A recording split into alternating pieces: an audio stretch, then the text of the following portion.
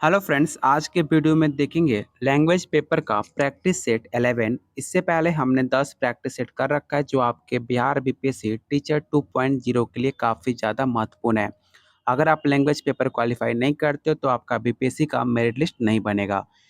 अगर आपको बीपीएससी पास करना है तो आपको ये सारे क्वेश्चन अटेम्प्ट करके देखना होगा कि आपकी तैयारी कैसे चल रही है। चलिए शुरू करते हैं आज का पहला क्वेश्चन। पहला क्वेश्चन है, निम्नलिखित में से प्रासंगिक ध्वनि कौन सी है? नौ, लौ, ऑप्शन सी है रॉ या ऑप्शन डी आपका चौ। याद रखिएगा, जिन ध्वनियों के उच्चारण में जीवा का अग्रभाग ओठों का स्पर्श करती है उससे हम प्रसिद्ध ध्वनि के नाम से जानते हैं। इसका राइट आंसर ऑप्शन आपका बी हो जाएगा।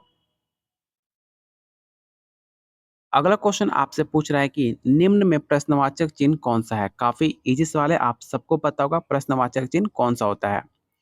तो प्रश्नवाचक चिन्ह आपका ऑप्शन ए आपका राइट आंसर हो जाएगा। इस साइन को क्या कहते हैं? तो विश्व में बोधक चिन्ह कहते हैं। इसे भी आप जरूर याद रखिएगा। इसको अल्प विराम कहते हैं और जो आपका लास्ट में जो डी है वो आपको अर्ध विराम कहते हैं। इस सारे पॉइंट को आप जरूर याद रखिएगा। आपके एग्जाम के दृष्टिकोण से सारे पॉइंट काफी इंपॉर्टेंट है।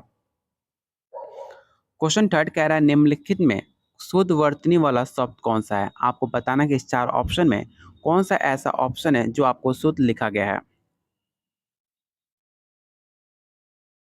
तो इसका राइट आंसर ऑप्शन आपका बी हो जाएगा, उत्तरदायी।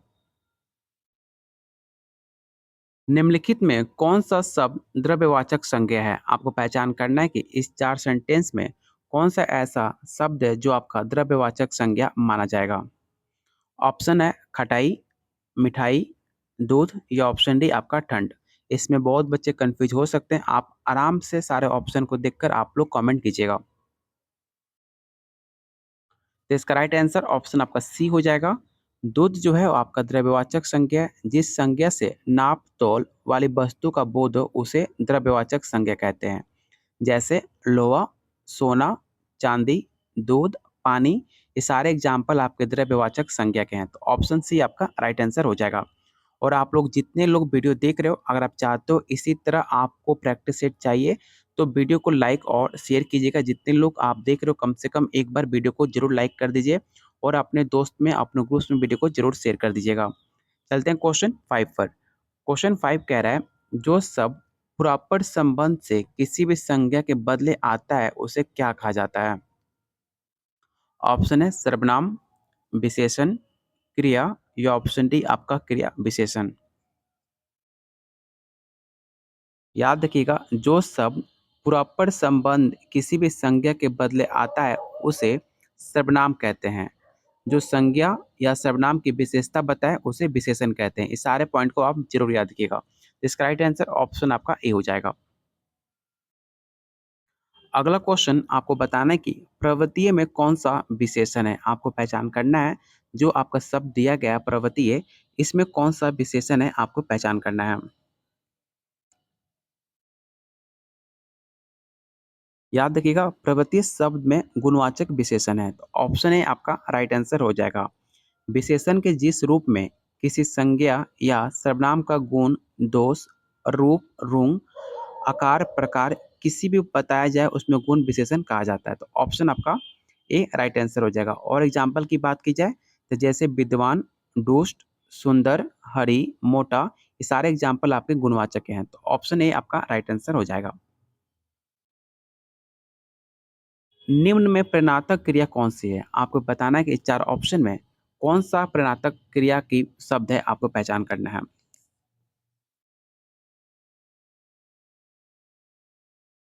इसका राइट आंसर ऑप्शन आपका सी हो जाएगा, दिलाना। तुम प्रतिदिन खेलते हो, उपरोक्त वाक्य में प्रतिदिन कौन सा क्रिया विशेषण है, आपको पहचान करना है। काफी इंपॉर्टेंट क्वेश्चन है। आप ध्यानपूर्वक सारे ऑप्शन को पढ़कर आप लोग कमेंट कीजिएगा इसका राइट आंसर क्या होगा। तो तुम प्रतिदिन खेलते हो वाक्य में प्रतिदिन कालवाचक क्रिया विशेषण है। जो अविकारी शब्द किसी क्रिया के व्यापार का समय बतलाता हो उसे कालवाचक क्रिया विशेषण कहते हैं।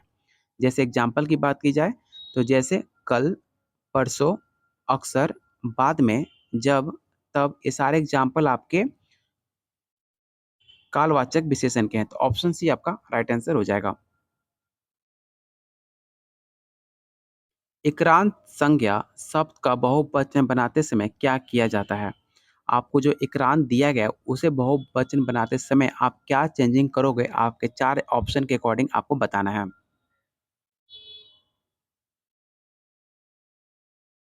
तो इसका राइट आंसर ऑप्शन आपका सी हो जाएगा। ई के ह्रस्व करके अंतिम स्वर के बाद या लगा देते हैं, तो आपका बहुवचन बन जाएगा इकरात का। तो ऑप्शन सी आपका राइट आंसर हो जाएगा। क्वेश्चन 10 कह रहा है भविष्य काल की क्रिया को बहुवचन बनाने में ए पर क्या होता है आपको बताना है। चलिए ऑप्शन देख लेते हैं। आपको बताना है कि इसका राइट आंसर क्या होगा। तो इसका राइट आंसर ऑप्शन आपका बी हो जाएगा। इसे आप जरूर याद रखिएगा। निम्न में वर्तमान काल का कौन-सा उदाहरण है आपको पहचान करना है इस 4 ऑप्शन के अकॉर्डिंग। काफ़ी ईज़ी है, इसमें किसी का भी गलती नहीं होना चाहिए। तो वर्तमान काल का एग्ज़ाम्पल आपका सी हो जाएगा, वो जाता है आपका प्रेज़ेंट टेंस का उदाहरण माना जाता है। तो ऑप्शन सी आपका राइट आंसर हो जाएगा। निम्न में कर्मवाच्य का उदाहरण कौन-सा है आपको बताना है।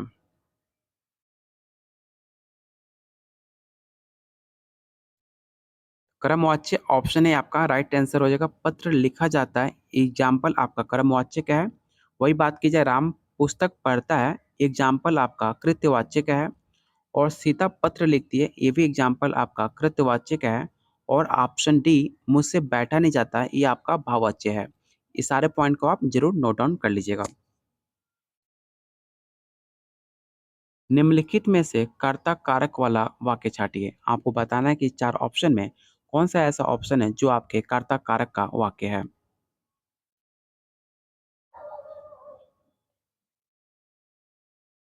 तो ऑप्शन ए आपका राइट आंसर हो जाएगा। मोहन को जाना है, ऑप्शन ए आपका राइट आंसर होगा। निम्नलिखित में कौन सा शब्द तद्भव नहीं है। तो जो आपका दीपावली है, वो आपका तद्भव शब्द नहीं है, बल्कि ये आपका तत्सम शब्द है। इसका तद्भव शब्द क्या होगा? तो दिवाली। आपने गाँव में सुना होगा, दिवाली शब्द यूज़ करते हैं, ना कि दीपावली।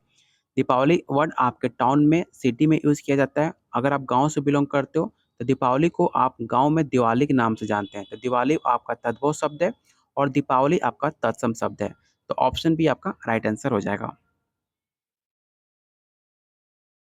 तद्भव शब्द आपको पहचान करना है इस 4 ऑप्शन में कौन-सा तद्भव शब्द है।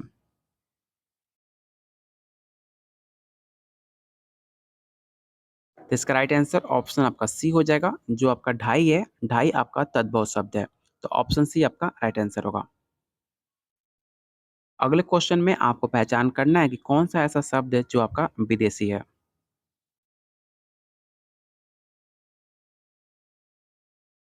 इसका राइट आंसर ऑप्शन आपका बी हो जाएगा। दिए गए विकल्पों में मिल शब्द आपका विदेशी है, जो दूरी का मात्रक है। तो ऑप्शन बी आपका राइट आंसर होगा। ललटेन शब्द निम्न वर्गों में किस वर्ग में आता है? काफ़ी ईज़ी सवाल है। गाँव में ललटेन यूज़ किया गया, बहुत बच्चे को पता भी नहीं होगा ललटेन क्या होता है।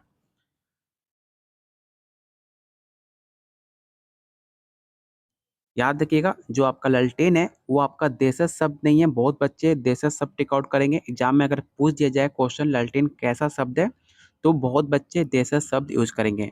लेकिन जो आपका ललटेन है, ललटेन आपका विदेशी भाषाओं में आता है। तो ऑप्शन डी आपका राइट आंसर हो जाएगा। और आपको पता होना चाहिए विदेशी शब्द किसे कहते हैं। तो जो शब्द विदेशी भाषाओं से ज्यों के त्यों अथवा परिवर्तित रूप में हिंदी में प्रयोग किए जाते हैं, उसे विदेशज शब्द कहते हैं। जैसे ललटेन, बोतल, तारपीन, आदमी, टोप, अमीर, टीन, ये सारे एग्जाम्पल आपके विदेशज हैं। ये सारे पॉइंट को आप ज़रूर याद रखिएगा। अपने डैश के लिए लड़ना धर्म है। आपको रिक्त स्थान में 4 ऑप्शन के अकॉर्डिंग आपको फिल अप करना है कि इस सब फिल इन द ब्लैंक में कौन-सा शब्द फिल होगा। तो इसका राइट आंसर ऑप्शन आपका बी हो जाएगा। अगला क्वेश्चन आपको बताना है कि धार्मिक में प्रत्येक कौन-सा है? तो धार्मिक शब्द में एक पर्दे लगा हुआ है, तो ऑप्शन बी आपका राइट आंसर हो जाएगा। और याद रखिएगा, संज्ञा, सर्वनाम तथा विशेषण के अंत में लगने वाले प्रत्यय को तद्धित प्रत्यय कहा जाता है। तो ऑप्शन इसका बी राइट आंसर हो जाएगा। अगला क्वेश्चन काफी इजी है, आपको बताना है कि मूर्त शब्द का विलोम शब्द क्या होगा। तो मूर्त का विलोम आपका मूर्त होता है, सबको पता होगा, ऑप्शन ए आपका राइट आंसर हो जाएगा। निम्नलिखित में कौन सा शब्द सूर्य का पर्यायवाची नहीं है। आपको बताना है कि इस चार ऑप्शन में कौन सा सूर्य का पर्यायवाची शब्द नहीं है, आपको बताना है।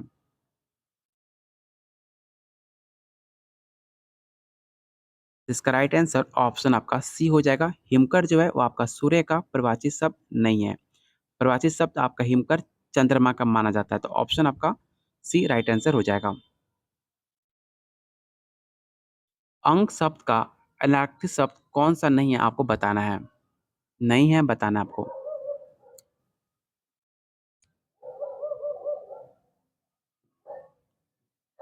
तो इसका राइट आंसर ऑप्शन आपका सी होगा। पृथ्वी जो है आपका अनेकार्थी शब्द नहीं माना जाता है। इसका राइट आंसर ऑप्शन आपका सी होगा। अली अली शब्द युग का सही अर्थ क्या होगा। आपको बताना है जो अली अली है इसका सही अर्थ क्या होगा। तो अली अली का सही अर्थ आपका भौरा और सखी होगा। ऑप्शन सी आपका राइट आंसर हो जाएगा। क्वेश्चन 24 कह रहा है जो इंद्रियों की पहुंच से बाहर हो उस वाक्यांश के लिए एक शब्द बताइए। मतलब आपको एक लाइन दिया गया है, जो इंद्रियों की पहुंच से बाहर हो, आपको वन लाइन में बताना है कि इसका आंसर क्या होगा। तो जो इंद्रियों से पहुंच के बाहर हो उसे आप इंद्रियातीत के नाम से जानते हैं। तो ऑप्शन आपका सी राइट आंसर हो जाएगा। आप गलती से इंद्रजीत टिक आउट मत कीजिएगा, नहीं तो आपका फ्री में एक नंबर चला जाएगा। गोद लिया हुआ पुत्र के लिए उपयुक्त एक शब्द क्या होगा। मतलब जो गोद लिया हुआ पुत्र होते हैं उसे किस नाम से जानते हैं, किस नाम से बोलते हैं, आपको पहचान करना है एक वर्ड में।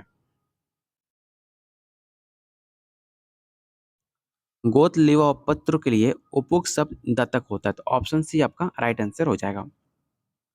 अगला क्वेश्चन काफी इजी है, आपको बताना है कि उज्जवल का सही संधि विच्छेद क्या होगा। बहुत बार ये सवाल पूछा जा चुका है आपके पेपर में और बहुत बार बच्चे गलती भी करते हैं जानबूझकर भी। इसका राइट आंसर ऑप्शन आपका ए हो जाएगा। उत प्लस जवल आपका उज्जवल होता है। तो ऑप्शन ए आपका राइट आंसर होगा। क्वेश्चन 27 कह रहा है मृगनय में समास कौन सा है। काफी इजी है और काफी इंपॉर्टेंट क्वेश्चन है, आपको बताना है कि मृगनय में समास कौन सा है। इसका राइट आंसर ऑप्शन आपका बी हो जाएगा। कर्मधारय आपके समास माना जाएगा मृगनय में। क्वेश्चन 28 कह रहा है आदमी बनाना मुहावरे में उपयुक्त अर्थ क्या होगा। मतलब आपको बताना है कि आदमी बनाने का मुहावरा क्या होगा। आदमी बनाना मुहावरे का अर्थ अच्छा व्यवहार सीखना होता है। जैसे वो ठोकर खाएगा तो आदमी बन जाएगा। इसलिए इसका राइट आंसर ऑप्शन आपका सी हो जाएगा। क्वेश्चन 29 कह रहा है निम्नलिखित में कौन सा वाक्य अशुद्ध है। आपको पहचान करना है इस चार ऑप्शन में कौन सा ऐसा वाक्य है जो आपका अशुद्ध है। शुद्ध नहीं बताना, अशुद्ध बताना है।